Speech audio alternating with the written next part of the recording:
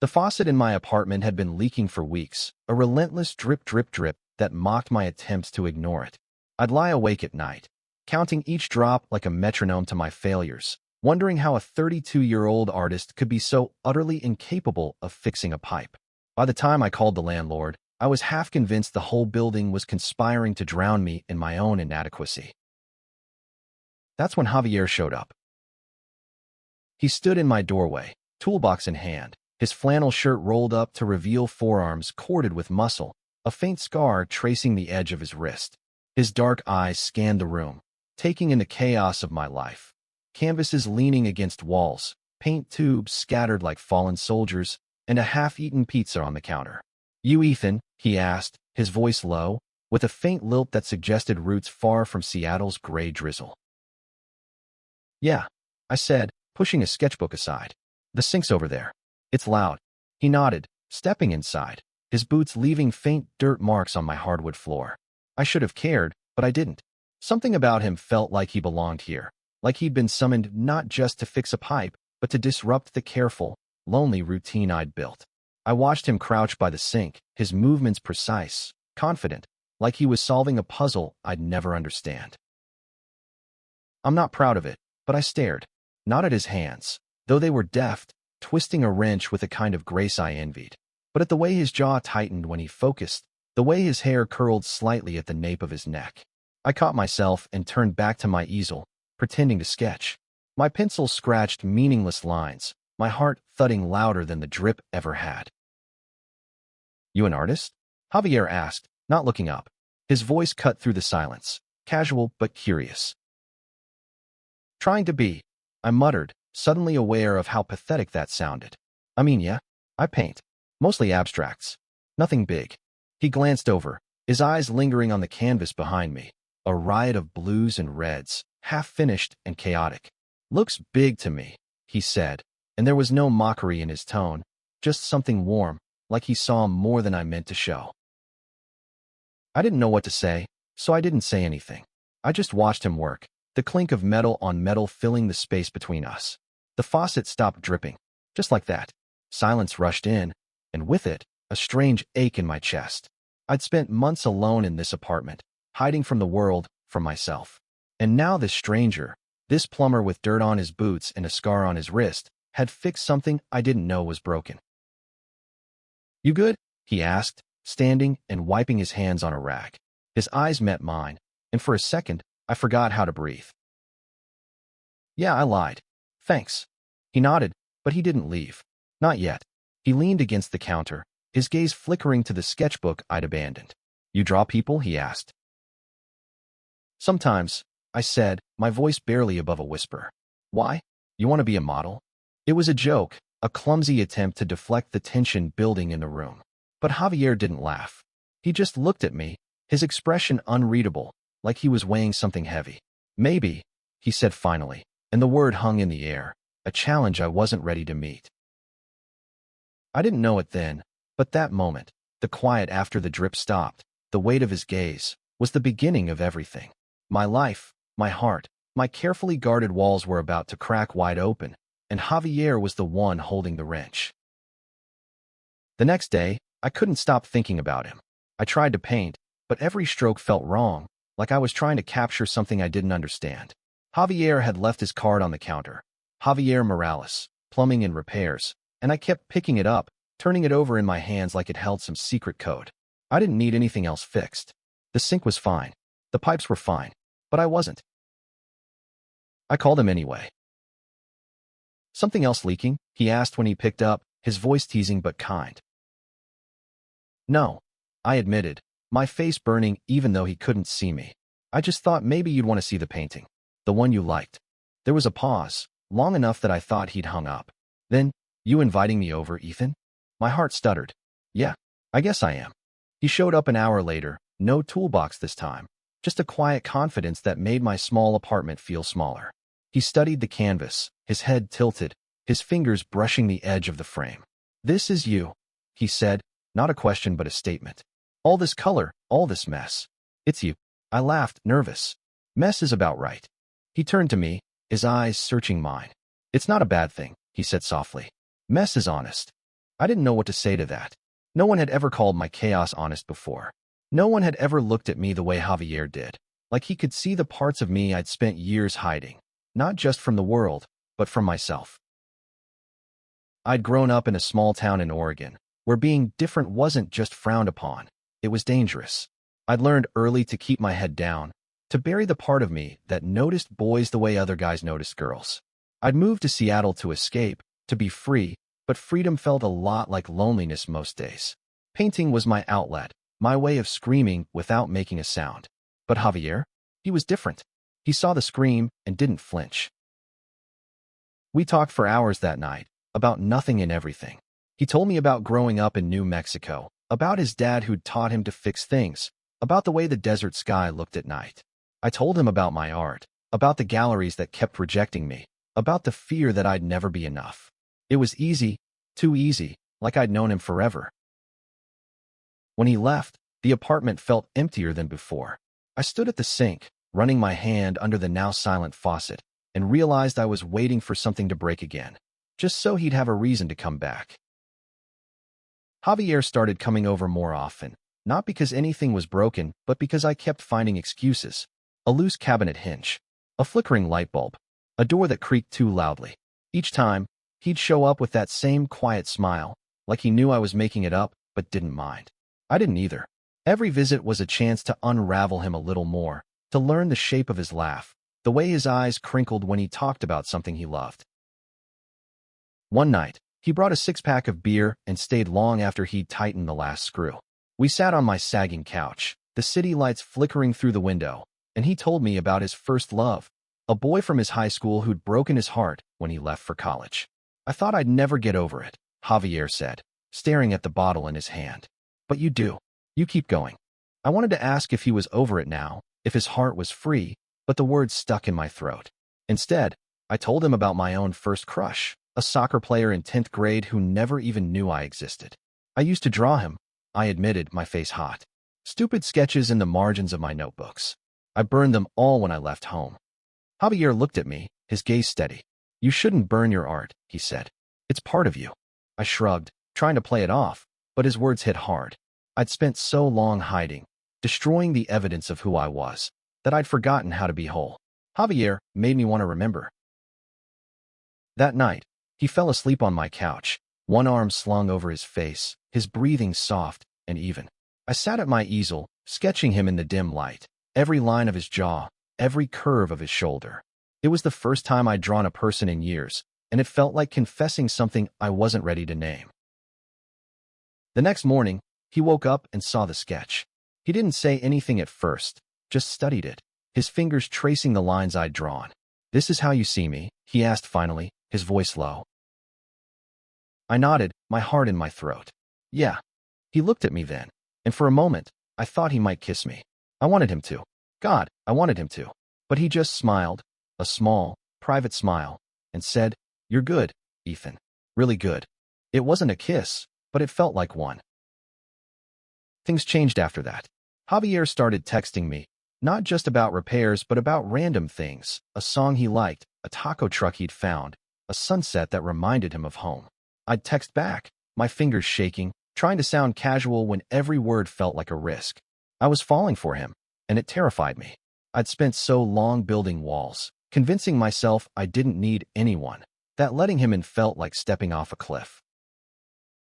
One evening, he showed up unannounced, his face tight with something I couldn't read. Can I come in? He asked, and there was a weight to his voice that made my stomach twist. Of course, I said, stepping aside. He didn't sit, just paced the small space of my living room, his hands shoved in his pockets. I got into it with my brother, he said finally. He found out about me, about who I am. He didn't take it well. I didn't know what to say.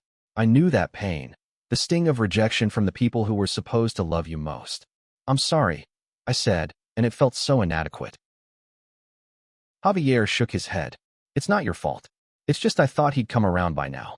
I thought he'd see me. I stepped closer, hesitant, my hand hovering before I let it rest on his arm. He will, I said, hoping it was true.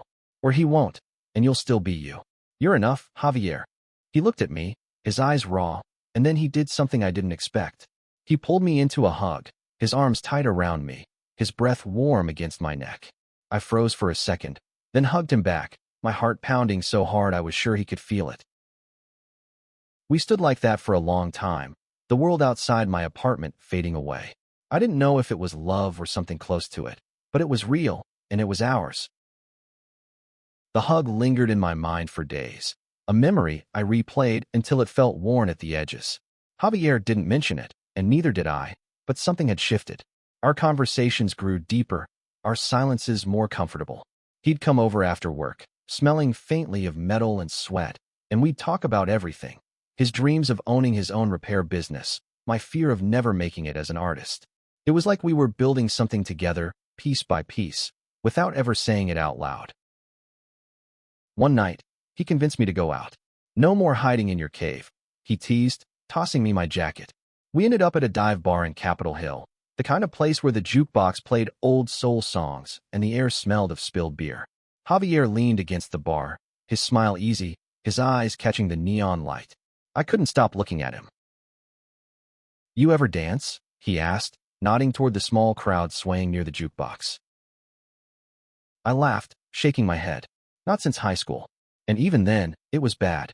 "Come on," he said, grabbing my hand. "I'll teach you." Before I could protest, he pulled me into the crowd, his hand warm in mine. The music was slow, a Sam Cooke song that made the air feel heavy with longing. Javier didn't let go, guiding me with a confidence that made my clumsiness feel forgivable. We weren't dancing so much as swaying, our bodies close, the world narrowing to the space between us. "You're not bad," he said, his voice low, his breath brushing my ear. "Liar," I said, but I was smiling, my heart racing. I could feel the heat of his hand against my back, the steady rhythm of his breathing. For the first time in years, I wasn't thinking about who might be watching, who might judge. I was just there, with him. When the song ended, we didn't pull away. We stood there, caught in the moment, until someone bumped into us, breaking the spell. Javier laughed, stepping back, but his hand lingered on mine for a second longer than it needed to. We walked back to my apartment, the night air cool against my skin. I wanted to say something, to tell him how much that dance meant, how much he meant, but the words wouldn't come. Instead, I invited him up, and we sat on the couch, the silence between us heavy with unspoken things. "I don't do this," Javier said suddenly, his voice quiet. "Get close to people. Not like this." "Me neither," I admitted. "I'm kind of a mess at it." He smiled, but it was tinged with something sad. "I don't think you're a mess, Ethan.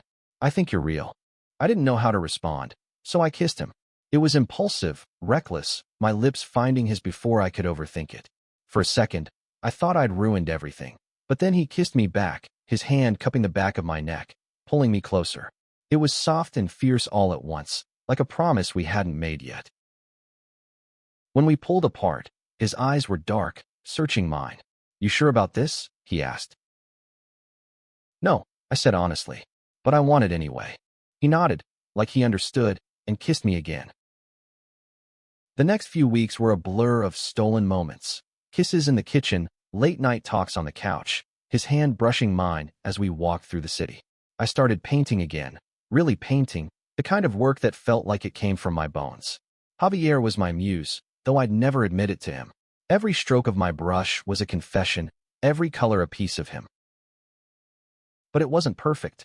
Javier's brother kept calling, leaving voicemails that made Javier's face tighten with pain.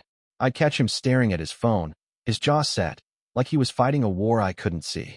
I wanted to help, to fix it the way he fixed my pipes, but I didn't know how. One night, he showed up at my door, his eyes red-rimmed, his voice raw. He told me I'm not his brother anymore, he said, his voice breaking. He said I'm wrong. I pulled him inside, my heart aching. "You're not wrong," I said fiercely. "You're you, and that's enough." He shook his head, tears spilling over. "I don't know if it is." I held him that night, his head against my chest, my arms wrapped around him like I could shield him from the world. I didn't have the words to fix it, but I had this, my touch, my presence, my love, even if I wasn't ready to call it that yet. Loving Javier was like painting with colors I'd never seen before, vivid, unpredictable, and a little terrifying. We didn't talk about what we were, not really, but it was there in the way he'd linger after a kiss, the way he'd text me just to say he was thinking of me. My apartment, once a fortress of solitude, became our space, filled with his laughter, his tools, his warmth. But the shadow of his brother's rejection hung over us. Javier tried to hide it, but I saw it in the way his smile faltered, the way he'd check his phone like he was waiting for a message that never came. I wanted to fix it, to make him whole again, but I was barely holding myself together. One afternoon, I convinced him to come to an art gallery with me. It was a small place in Pioneer Square, the kind that showcased local artists who hadn't quite made it yet. I'd submitted a piece, a bold, chaotic painting inspired by Javier, and to my shock, they'd accepted it. I wanted him to see himself the way I did. The gallery was crowded, the air buzzing with voices and clinking glasses. Javier stood by my painting, his hands in his pockets, his eyes tracing every brushstroke. "This is me?" he asked, his voice soft. "Yeah," I said, my throat tight. "It's how I feel about you." He didn't say anything for a long time, just looked at the canvas, at the swirl of colors that felt like my heart laid bare. Then he turned to me, his eyes bright with something I couldn't name. "No one's ever seen me like this," he said. "Not even me." I wanted to kiss him right there, in front of everyone, but I didn't. Not because I was ashamed, but because it felt too big, too sacred for a room full of strangers. Instead, I took his hand, squeezing it gently, and he squeezed back. That night, we went back to my apartment, and for the first time, he stayed until morning. We didn't just kiss, we explored each other, body and soul, learning the shape of each other's scars. It was messy and perfect, like one of my paintings, and when I woke up with his arm around me, I felt something I hadn't in years: hope. But hope is fragile, and the world has a way of testing it. A week later, Javier got a call from his brother, Miguel. I was in the kitchen, making coffee, when I heard Javier's voice rise, sharp and pained. "You don't get to decide who I am," he shouted, then went silent, his phone clattering to the counter. I rushed over, my heart pounding. "What happened?" "He wants to meet," Javier said, his voice hollow. "Says he wants to talk. But I don't know if I can do it, Ethan. I don't know if I can hear him tell me I'm wrong again." "Then don't go alone," I said. "I'll come with you." He looked at me, his eyes searching mine. "You do that? For you?" "Yeah." The meeting was set for a coffee shop downtown, a neutral place with 2 bright lights and the smell of burnt espresso. Miguel was already there when we arrived, a stocky man with Javier's eyes, but none of his warmth. He barely glanced at me, his focus on Javier, his jaw tight. "I didn't come here to fight," Miguel said, his voice low. I don't understand, Javi. This isn't you." "It is me," Javier said, his voice steady but raw. "It's always been me." Miguel shook his head, his hands clenched on the table. "Dad would have been ashamed." I felt Javier flinch beside me, and my own anger flared. "You don't know what your dad would have felt," I said, my voice sharper than I intended. "But I know Javier's worth more than your judgment." Miguel's eyes flicked to me, hard and cold. "This doesn't concern you." "It does," I said, standing my ground. "Because I love him." The words slipped out before I could stop them, raw and true. Javier looked at me, his eyes wide, and for a moment, the world stopped. Then he reached for my hand under the table, his grip tight, grounding me. Miguel left soon after, his coffee untouched, his silence louder than words. Javier didn't say much on the way home, but he held my hand the whole way, his thumb tracing circles on my skin. Saying I loved Javier changed everything. It was like I'd ripped down the last of my walls, leaving myself exposed, vulnerable, but strangely free. Javier didn't say it back, not right away, but I saw it in the way he looked at me, the way he stayed closer now, like he was afraid I'd disappear. We spent the next few weeks in a kind of bubble, shutting out the world. I painted more, each canvas bolder, brighter, full of him.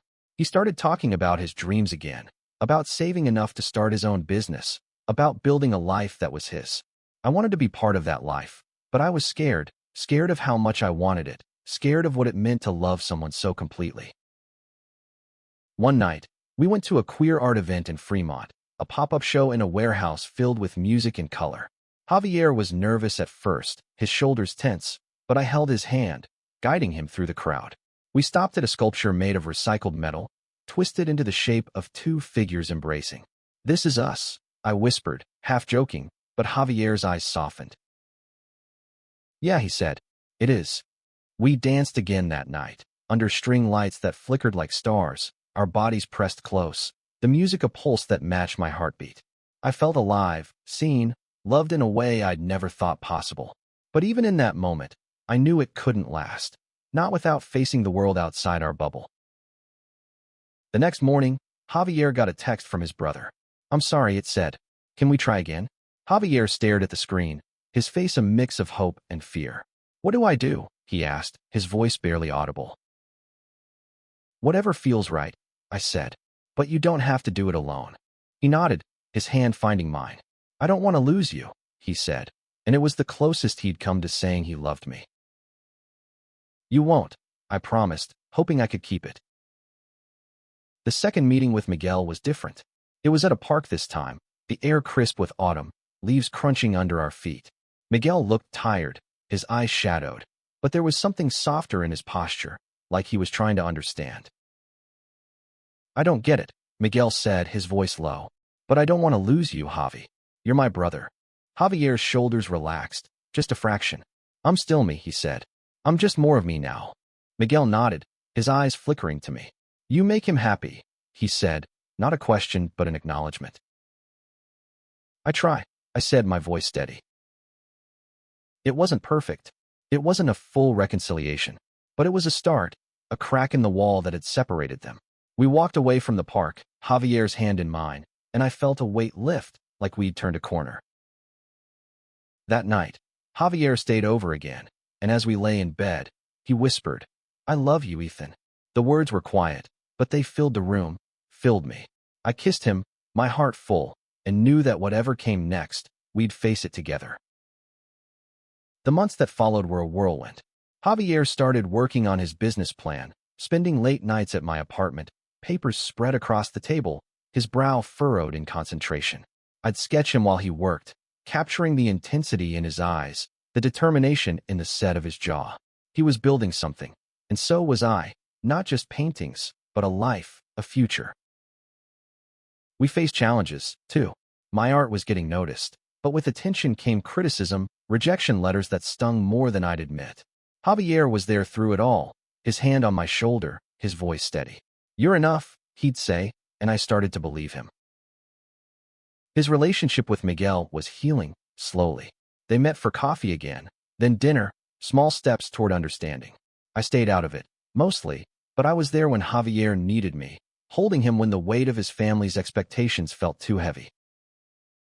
One evening, Javier came over with a surprise, a small, battered notebook. My dad's, he said, his voice thick with emotion. He used to write down ideas for projects, things he wanted to build. I found it in storage. We sat on the couch, flipping through the pages, his dad's handwriting a mix of sharp angles and soft loops. There were sketches of furniture, notes about plumbing jobs, even a poem about the desert. Javier's eyes were bright with tears, but he was smiling. He would have liked you, he said. He'd have seen your heart. I didn't know what to say, so I just held him, the notebook between us, a bridge to a past he was learning to carry with pride. As winter settled over Seattle, I got a call from a gallery in New York. They wanted my work for a group show, a chance to break out. It was everything I dreamed of, but it meant leaving, maybe for months. I told Javier that night, my voice shaking, afraid of what it might mean for us. Go, he said, his eyes steady.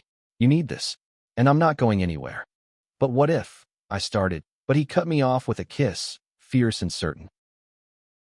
We'll figure it out, he said. Together. I left for New York a week later, my heart torn between excitement and fear.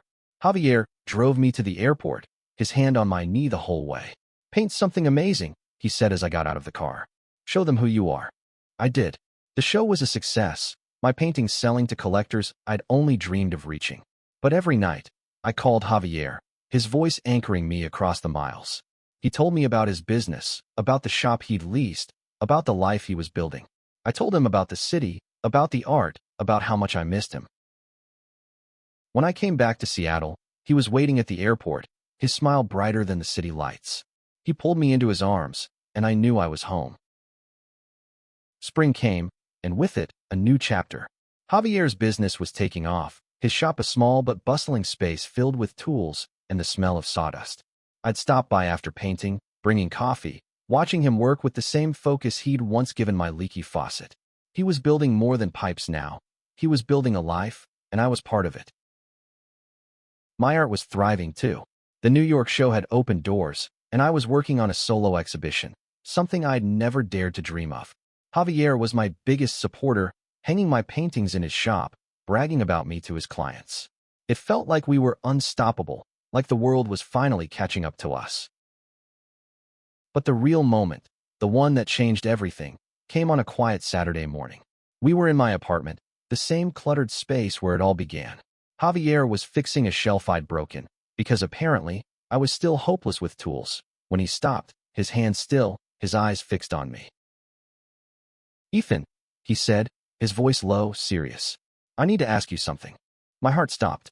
I thought maybe he was going to say something about his brother, or his business, or some new crisis. But then he dropped to one knee, right there in the middle of my living room, his toolbox at his side. "I came here to fix your pipes," he said, a small smile tugging at his lips. "But you're the one who fixed me. You showed me what it means to be seen, to be loved. I don't want to do this without you. Ever." He pulled a ring from his pocket, simple and silver, glinting in the morning light. "Will you marry me?" I stared at him, my throat tight, my eyes burning. I'd spent so long running from myself, from love, from the possibility of being enough. But Javier had seen me, had loved me, had shown me that I was. And now he was asking me to build a life with him, not just as lovers, but as partners, forever. "Yes," I whispered, then louder, "yes." He slid the ring onto my finger, his hands steady, his eyes bright with tears. We kissed, slow and deep, the world falling away until it was just us. Two broken people who'd found each other, who'd fixed each other in ways we never expected.